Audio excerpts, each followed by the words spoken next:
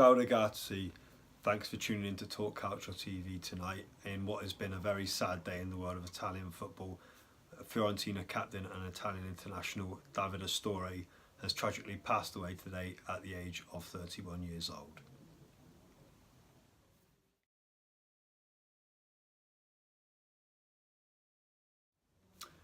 In this episode tonight we are in somber mood, of course. Now we've been saying all week about, of course, the build up to the big games. Of course, it was due to be the Milan derby tonight, the Derby della Madonnina.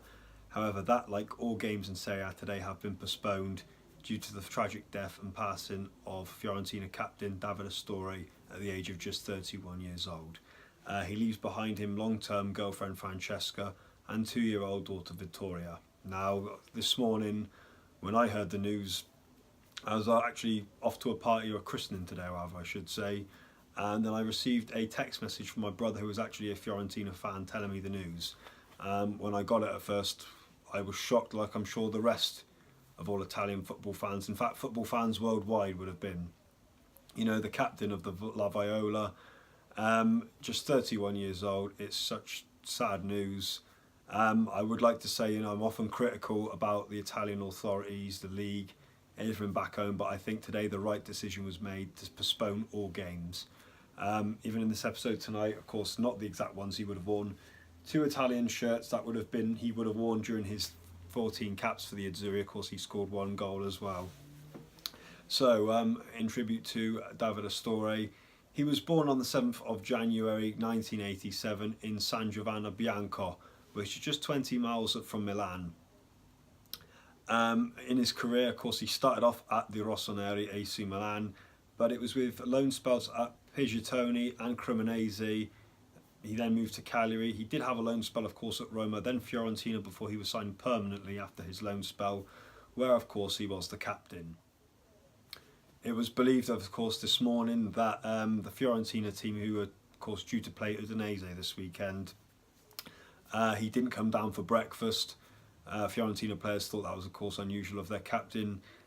Teammates then broke down the door, unfortunately, to find Astori had passed away in his sleep.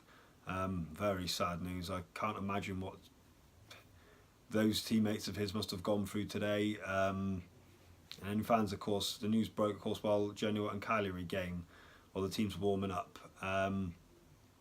It's, you know, we're actually struggling for words here. It's just such a tragic day, as we know.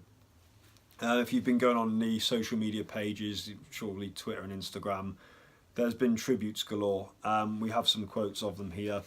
Andrea Pirlo, of course, Italian international World Cup winner, said, "Without words, they always take the best.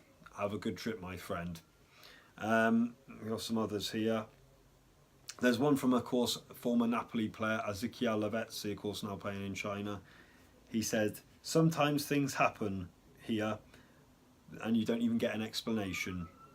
Of course, before Manchester City hosted Chelsea this afternoon, of course, Antonio Conte, we saw in his interview, nearly broke down himself. He said he was a great guy, but also a fantastic player.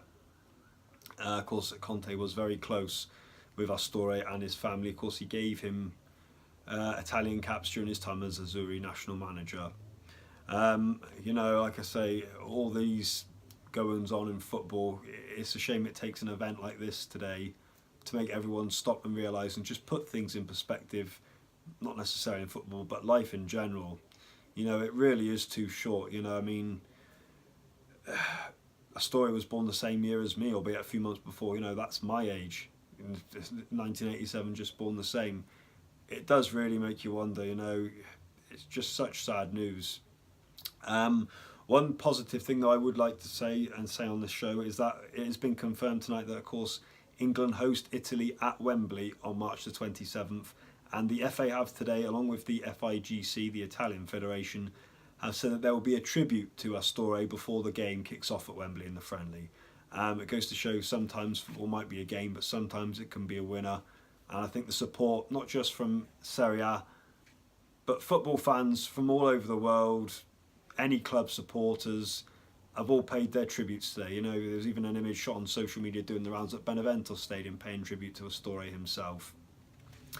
Now, they've said today that the fixtures that were cancelled this weekend are likely to be played on possibly March the 9th. They reckon that also some will be going to be played in May. They reckon the Coppa Italia may have to be rescheduled.